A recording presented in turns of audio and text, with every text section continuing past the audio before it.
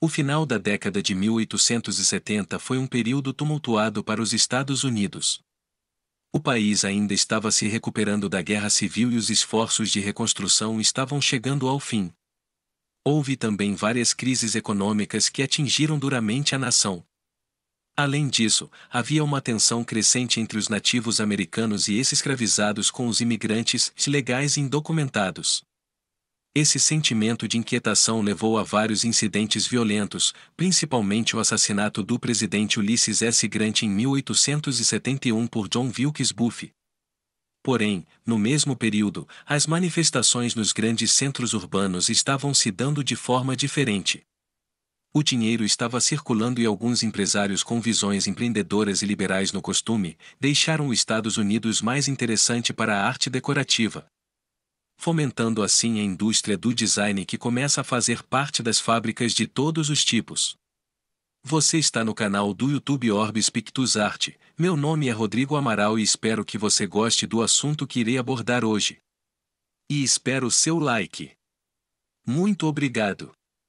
O fascínio pela decoração em porcelana se espalhou pelos Estados Unidos no final da década de 1870 e início do século XX.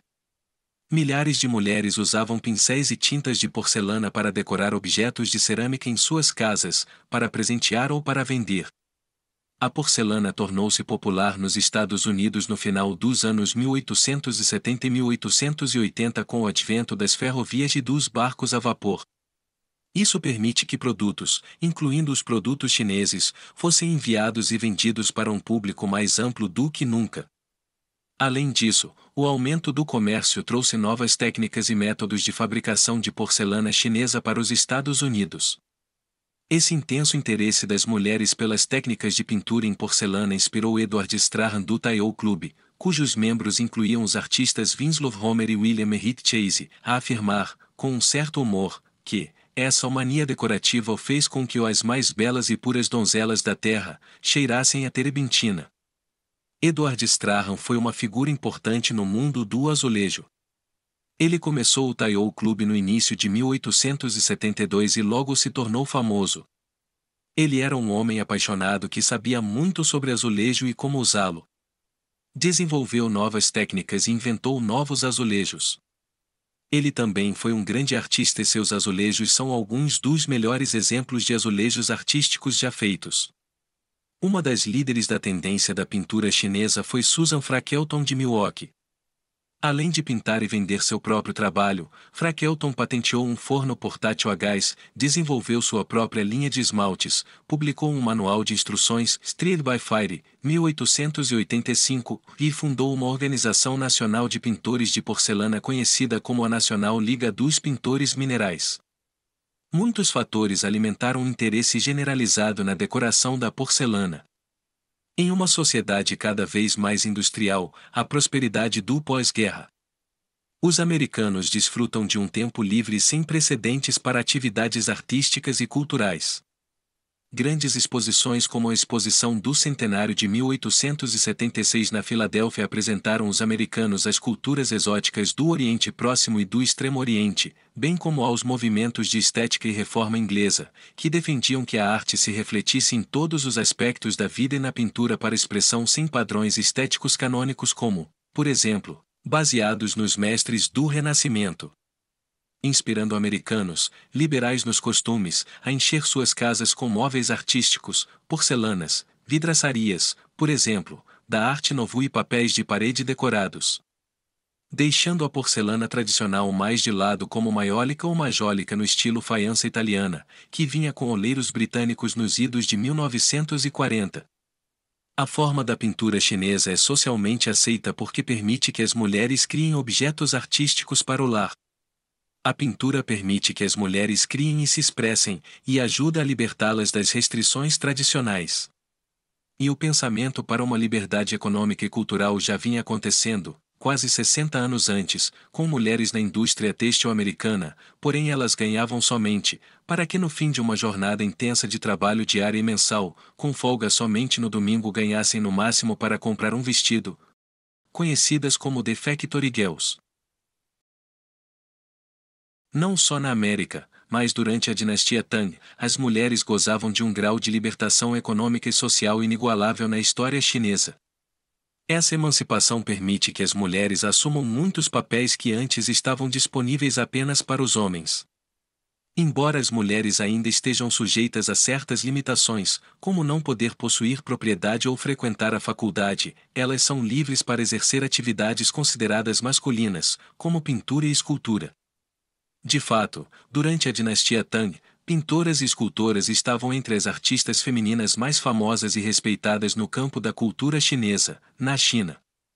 Nos Estados Unidos, organizações como a Decorative Arts Association of New York e mais tarde a Women's Exchange forneceram locais para as mulheres exibirem e venderem seus trabalhos. Além disso, antes da década de 1870, as oportunidades de emprego respeitáveis para as mulheres da classe trabalhadora limitavam-se ao trabalho doméstico e ao trabalho em fábricas ou oficinas.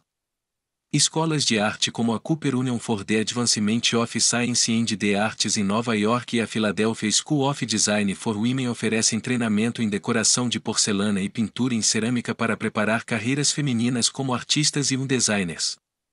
Na primeira metade do século XIX, os americanos mais ricos compravam porcelana decorativa importada da Europa. À medida que o país se tornava mais próspero, aumentava a demanda por itens de luxo e utensílios de mesa elaborados. Empresários britânicos e alemães que decoravam porcelanas emigraram para os Estados Unidos para montar negócios simples de decoração de porcelanas nacionais importadas para grandes lojas de varejo. Os decoradores e ourives profissionais de porcelana estão entre os artesãos mais talentosos da indústria da porcelana. Pintar com esmalte cozido requer habilidades artísticas e técnicas. Trabalham em diversos estilos, decorações elaboradas para porcelanas de jantares, chás, cafés e sobremesas, além de produtos mais funcionais como canecas de bar, pias e copos de barbear. Decoradores profissionais de porcelana raramente assinam seus trabalhos, então suas identidades permanecem na maioria desconhecidas. O movimento de pintura amadora chinesa fez sua primeira aparição organizada no Centro-Oeste. Em 1873, em Cincinnati, o imigrante alemão e químico de cerâmica Karl Langenbeck ensinou Maria Lungworth Nichols, futura fundadora da Rockwell Ceramics, a pintar em porcelana. No ano seguinte, Nichols se matriculou na Cincinnati School of Design. Logo depois, Ben Pittman, professor de arte da Cincinnati School of Design, começou a ensinar pintura chinesa para estudantes do sexo feminino. Mary Louise McLaughlin foi uma de suas alunas. Uma exposição de trabalhos estudantis na Galeria das Mulheres na Exposição Humana de 1876 na Filadélfia teve o efeito de estimular o interesse nacional pela pintura em porcelana. Nos 5 anos seguintes, Nichols e McLaughlin cresceram de pintores de porcelana amadores a artistas de grande sucesso que projetaram e decoraram sua própria porcelana. Concorrentes sérios, ambos foram aclamados pela crítica e produziram vasos considerados alguns dos melhores exemplos de cerâmica artística nos Estados Unidos. McLaughlin é autora de 2 importantes tratados sobre pintura de porcelana. Em seu primeiro livro, Chinese Painting, a Practical Handbook for Amateur Use in the Decoration of Hard Porcelain, 1877, ela descreve a decoração vitrificada, na qual o esmalte policromático é pintado em porcelana e objetos de vidro e colado por queima em forno. Em seu segundo livro, Ceramic Decorating Under Glass, de 1880, ela descreveu sua nova técnica de decoração vitrificada. No Centennial Philadelphia, McLaughlin ficou particularmente impressionada com uma exposição de cerâmica Villa de Limoges, França, decorada com esmaltes coloridos ou argila líquida. Ela tentou recriar a cena no estilo A Villa em Cincinnati, embora sua técnica fosse diferente.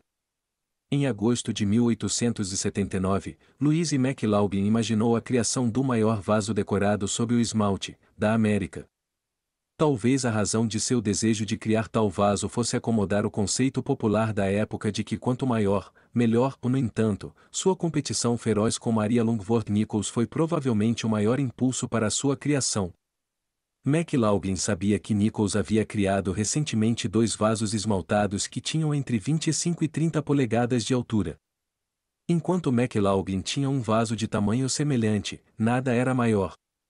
Quando McLaughlin soube que Nichols mostraria esses vasos na 7ª Exposição Industrial de Cincinnati, marcada para 10 de setembro a 11 de outubro de 1879, ela sentiu a adrenalina da competição e logo começou a trabalhar em um vaso ainda maior para ser concluído em hora da exposição.